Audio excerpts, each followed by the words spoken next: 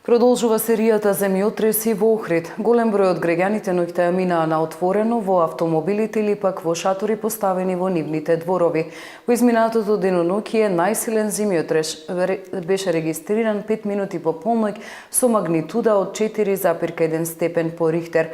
Потоа следеа неколку помали земјотреси со магнитуда помеѓу 2 и 3 степени. За утрото во 6 часот и 30 минути Охрид да биде погоден од уште еден силен земјотрес со јачина од 3,8 степени по Рихтер. Вознемиреноста кај граѓаните е огромна, бидејќи тлото од 18 јуни до денеска се тресеше над 1000 пати. Дел од нив се плашат дека не се работи за автершокови, туку за така наречената појава ројот земјотреси, поради што експертите треба да дадат соодветно објаснување. Во изминативе 2 дена над 200 граѓани пријавиле штети на своите објекти, при што главно станува збор за пукнатини на зидовите, таваните, а има и повеќе паднати оџаци и помали тераси.